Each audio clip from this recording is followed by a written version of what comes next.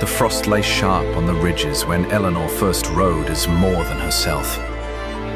Cloak drawn tight, pistol at her side, she became the shadow the crown had never reckoned with.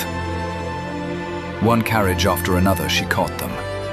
A wagon heavy with grain, its wheels groaning under the weight. She swept in, cloak flying, pistol raised. The sacks were hers within moments, bound for the hungry mouths she had seen by the farmstead barn. Another day, another path. A cart stacked with crates of coins, bound for the tax house. Hooves thundered. Guards shouted her name in fear. "The rider!" they cried, as she scattered gold into her saddlebag. Then came the shipments of salt and wool, of firewood gathered from villages that now froze in silence. One by one she found them. One by one she took back what had been stolen. Always the same. No blood, no deaths. Only justice wrested from their hands. Word spread with the smoke of her passing. At first a whisper, "The rider on the ridge." Then louder, fiercer, carried from hearth to hearth. She was not vengeance, but balance. The crown's wagons trembled at the sound of hooves, and the villagers dared, for the first time in years, to hope.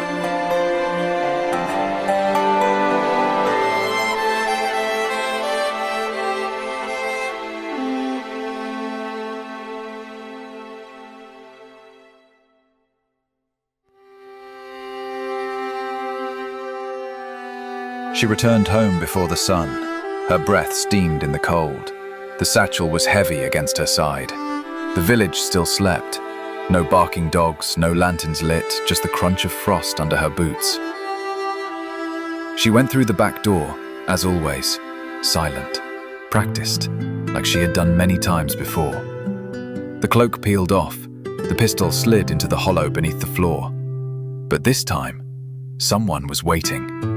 Her father, Marshal Quinn, sat at the table, hands wrapped around a mug gone cold. He didn't speak at first, just watched her, the same look he wore the day her brother didn't come home. "I used to think I lost one child to the war," he said quietly. "Now I wonder if I'm losing another to what's left of it." "You can't keep doing this, Nell." She didn't look at him at first, but then said, "You taught me how to mend the sick, Father." "But what do we do when the sickness is the world itself?" They both fell silent, one holding fear, the other holding fire.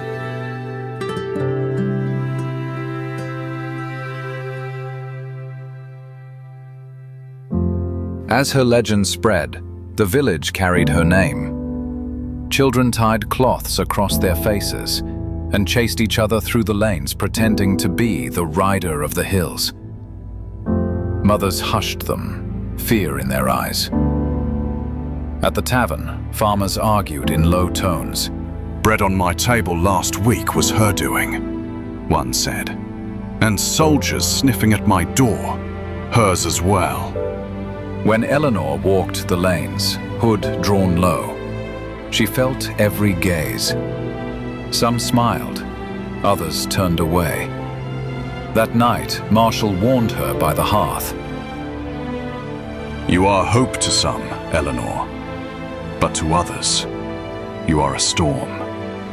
Hope can bind people, but fear can make them betray you." And betray her they did. One farmer, hands shaking, debts crushing, gave her name away. By dawn, a trap was set to catch Eleanor.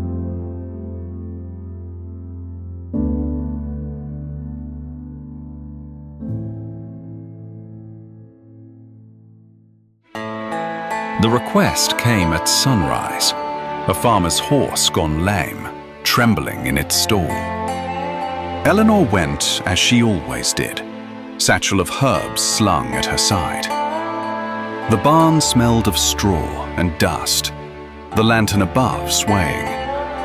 The farmer hovered near the stall, eyes refusing to meet hers. "Thank you for coming, miss," he muttered. He won't stand. Won't eat. Eleanor knelt, brushing the horse's flank. "Fever," she murmured. "We can ease this." Then suddenly a boot scraped straw. A pistol cocked. "Stand," a voice ordered. Eleanor rose slowly. A soldier stepped forward, pistol aimed at her head. From the shadows, Marshall appeared, musket in one hand. "You can lower that weapon from my daughter's face," he said, voice like iron.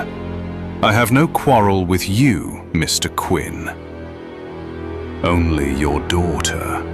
"I said lower it," Marshall snapped. The barn held its breath. The horse shifted nervously. Then the farmer lunged at Marshall, knocking the musket as it fired. The shot cracked past the soldier's head, splintering wood. The soldier surged forward, seizing Eleanor by the wrist. Rope looped around her waist. In seconds, she was dragged into the morning light and dragged away at her father's disbelief.